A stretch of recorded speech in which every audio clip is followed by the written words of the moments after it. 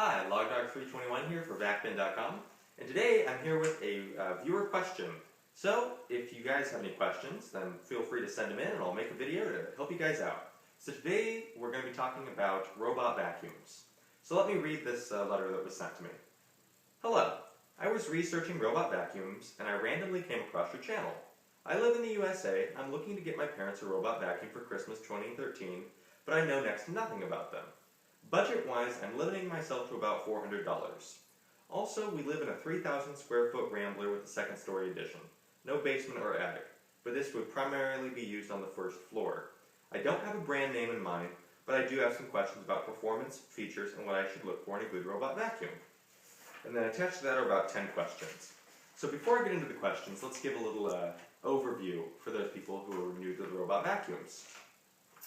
So first of all, one common misconception is that a robot vacuum replaces an upright vacuum or a canister vacuum. No. If you have a robot vacuum, basically it's every day, every couple days, you run it for maintenance. You're still going to need an upright vacuum or a canister vacuum, and you're going to run it less often, but you still have to run it for deep cleaning. So if you're looking to get your parents a robot vacuum and get rid of their upright, probably not a good idea, because the robot vacuums, as great as they are, they can't deep clean very well. In addition, they do have some problems, which I'll talk about later. So that's just the basics of robot vacuums. Now, there are two major robot vacuum companies out there right now. One of them is called Neato Robotics, which is the one I currently have, and the other one is the iRobot Roomba. The iRobot Roomba has been around much longer, and has some good and some bad, same thing with the Neato. The Neato basically uses a laser to see around it. So as it runs, it makes a map of wherever it is in your home, and it will go in a straight line pattern back and forth, making sure it covers everything.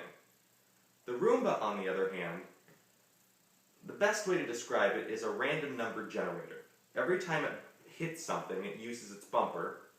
So let's say you have a wall here. The robot hits the wall, senses that with its bumper, generates a random amount of degrees to turn, and then goes off in that direction. The Neato, on the other hand, will approach the wall, see that there's a wall there, and turn around, do a 180, do a little U right there, and then it will go in its straight line pattern. So in a lot of cases, the Neato takes a shorter amount of time, but it'll only cover everything once, whereas the Roomba may cover some areas about 10 times and others not at all. Now, on paper, the Neato sounds like a much better option because everything will get covered uniformly. However, in practice, I wouldn't say that benefit is as apparent as you might think it would be. But anyway, I'll talk about that, the pros and cons a little bit more when I go through these questions. So question number 1. Considering the size of the first floor and multiple large rooms, is it possible for a robot to cover our entire floor plan, or is it limited by the number of rooms it can keep track of? So let's go down with the Roomba's approach. The Roomba on the low end, all it will do is it has these virtual walls.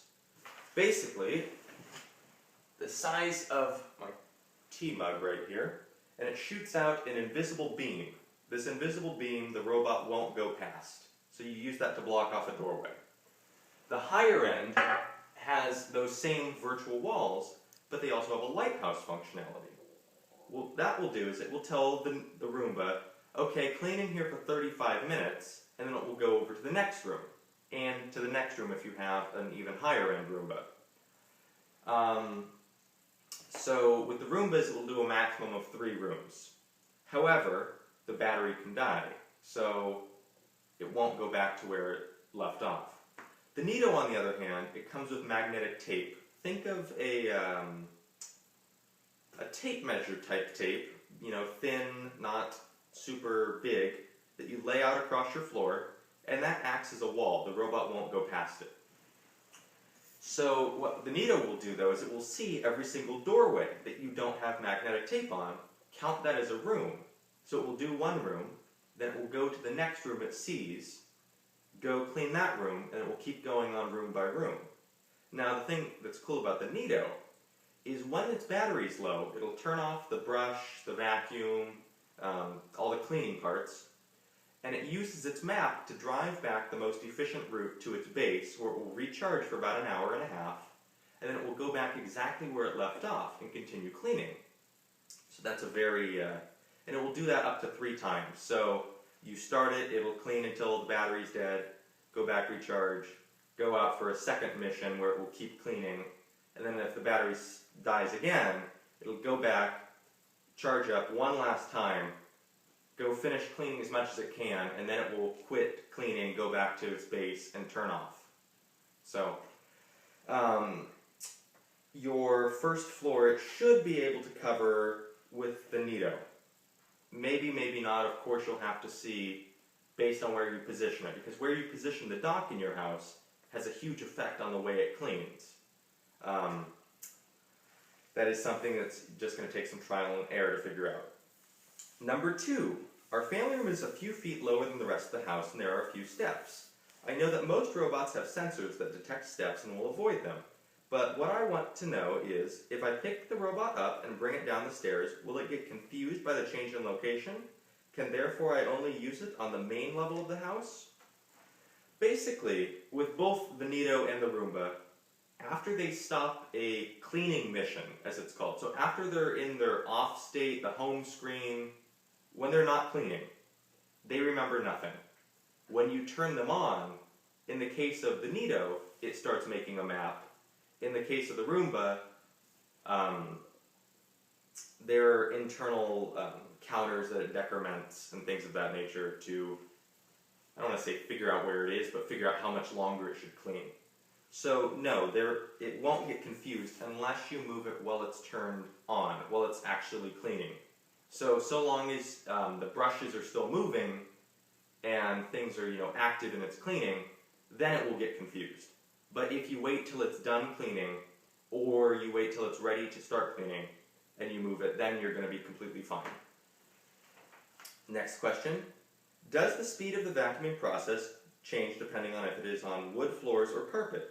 If so, do I have to change accessories depending on floor type? No. Basically, the Neato, which I'm just speaking Neato first because that's what I have, the Neato will go same speed no matter what. The Roomba, on the other hand, does a couple of things. If it's coming up to a wall or an obstacle, on the new series, it will slow down to half speed. Also, if it detects dirt, it's not great at detecting dirt, but sometimes it will detect dirt, and then what it will do is it will go in like a little S shape to go, kind of like an infinity logo.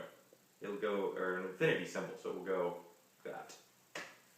But it will not change depending on what type of floor you're going over. And for the most part, there aren't really any accessories to change. Number 4, how are the electricity and maintenance costs proportionate to an upright vacuum? Do they need more maintenance in a shop? Does recharging robot versus upright vacuum make a difference? Energy usage, they're much, much more efficient. However, they don't clean nearly as much. So it's a big trade-off there. Now, in terms of maintenance costs, they're not very reliable.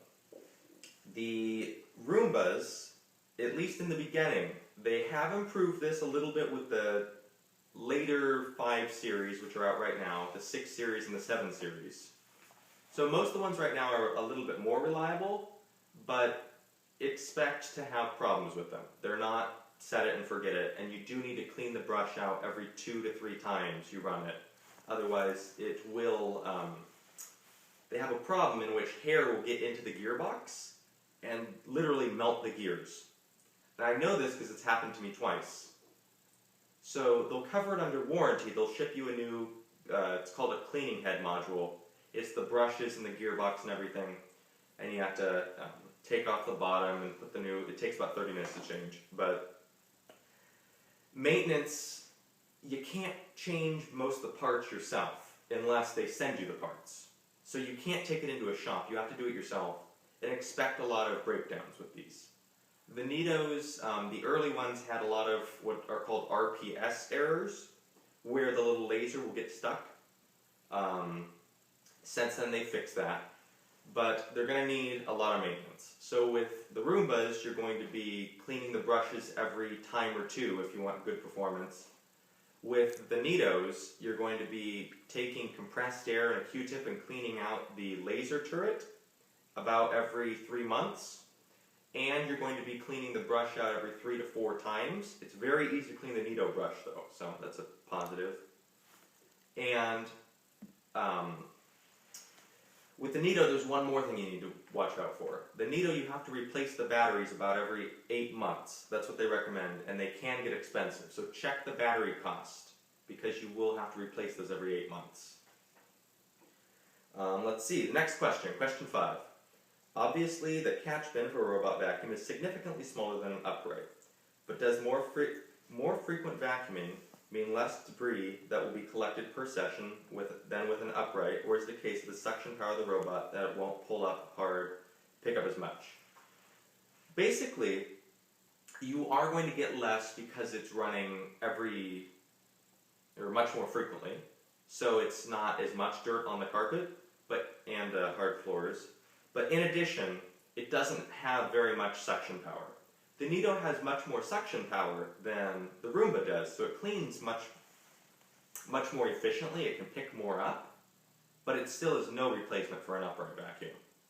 But yes, your first couple times the bin will be quite full, and then after a little bit it will start to lessen. It will still be pretty full, but you're not going to have tons and tons of stuff in there. So, next question. I read in the earlier versions of robot vacuums, throw rugs, tassels, and drapes were common problems and the robot got caught. Is this still an issue with modern designs? Roomba has completely solved the problem. Roombas will almost never get stuck. They're still, the only time I've ever seen a Roomba get stuck in real life is when you have thin cords, think like headphone cords, and it will get sucked inside the wheel. There's nothing they can do to solve that problem because that's just the design with any wheel where it gets caught around the wheel. In that case, all you gotta do is just give it a yank and it will come right out. But the Neatos, they do have a couple problems with cords, but for the most part, you should be pretty good. Next question. Will the robot get confused with the table and chair legs of a dining room set? They won't get confused, but the Roombas, basically what will happen is they will get stuck underneath them, and they will try to get out, and because the way the Roomba works, it bumps into everything to see. So just imagine for 20 minutes, the Roomba banging against all of your table and chair legs as it tries to get out. The Neato, on the other hand, most of the time, it'll see that it'll either go under and not bump, or it will see that it doesn't fit and go around. So that's something to watch out for. Will it go under furniture where you can't directly see underneath them? I ask because this is a convenient place to hide electrical cords for lamps, and I don't want it getting stuck under there for hours, burning out its batteries as it tries to keep moving forward. It shouldn't get tangled up, so it won't burn out its battery for hours. In addition, a lot of times what will happen is it will detect that it's not moving forward. They have a lot of sensors, and if they don't sense that they're moving, they'll stop and they'll just start beeping at you. The Roomba plays a little sad song. It's pretty sad song. The Neato will just go doodle doodle doodle every 5 minutes until you come and rescue it. So yes, if you can't see underneath it, do check to see how high these robot vacuums are, because they're not super thin. So definitely check to see how tall they are compared to your furniture. But for the most part, they will clean underneath them just fine without tripping under any electrical cords. Next question, is the buildup of static electricity and or heat an issue? Is there a waiting period after it has completed its rounds to cool off before it can be safely touched? No. Basically, as soon as it's done, you can pull it out and you're ready to go. You do have to wait for it to charge its battery back up for a couple hours before it's ready to go out again. but there's no waiting period before you can touch it. You're going to be completely fine. If there is heat or static electricity, then you've got a problem. That's a sign that there's a problem with your robot and you need to call for service. Next question. I've read that some robots move in a random manner, often covering the same spot multiple times and missing another one entirely.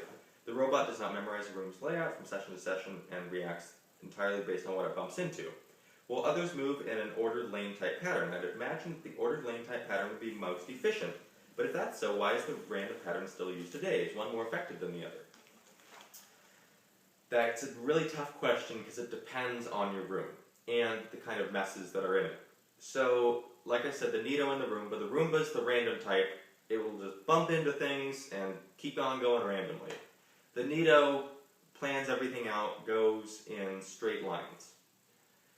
So the random type, they use it because it's cheaper and because in a lot of cases, okay, I don't want to say a lot, in some cases, it cleans better.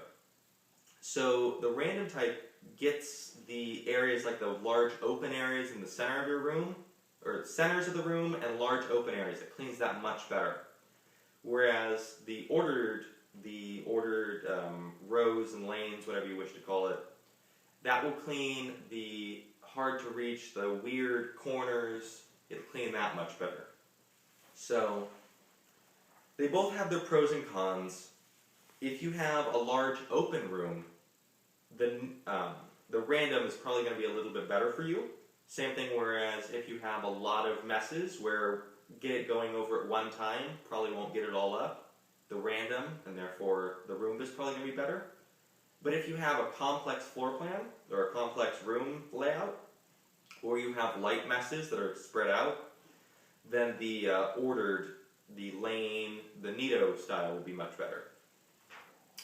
And then the last question, since this will be my first robot vacuum purchase, are there other questions I should be asking that aren't listed here?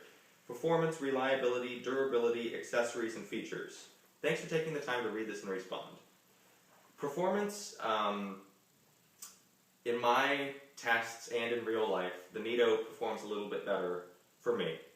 Once again, it does vary home to home because of the way that your messes are and the way that your house is set up.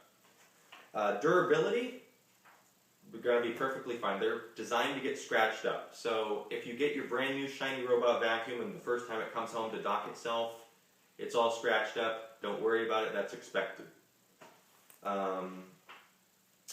Same thing with being kicked. Being kicked, completely fine with it. Obviously, if you can, don't step on it, don't kick it, but if it's accidental, it's designed to stand up to that. Lifetime of parts. Unfortunately, that's one thing about the robot vacuums. They are designed to be replaced every 2 to 3 years. So they are expensive for the limited amount of time you get with them. However, it's the time savings you're getting. Instead of having to vacuum every 2 or 3 days to keep a clean house, you have to vacuum every week and a half, and let the robot run every single day. In my opinion, it's worth the trade-off, but it could be different for you. Accessories and features. The robots themselves typically come with all the accessories you need, and if you need more accessories or something for your home, go to the manufacturer's website and they can get you everything you need, such as additional filters, brushes, virtual walls in the case of Roomba, magnetic tape in the case of Neato, things like that. And then features, one of the things you should look for is a scheduler. Now most robots that aren't in the low end have the scheduler, and basically what this means is you can tell the robot, okay, wake up every Monday morning at 8 a.m. when no one's in the house and clean by yourself. So that means that when you come home from work or when someone comes to the house, your floors are always fresh and vacuumed for you. That's a great feature, and you will use it more than you think you will. So personally, I have ours run every single night at 2 a.m. You don't hear it, but when you wake up in the morning, freshly vacuumed floors. So, pretty good. Reliability, I've talked about that before. Not very reliable at times. However, support, all these companies are great with support, and they are just fine sending out new parts, new robots within your 1-year warranty period.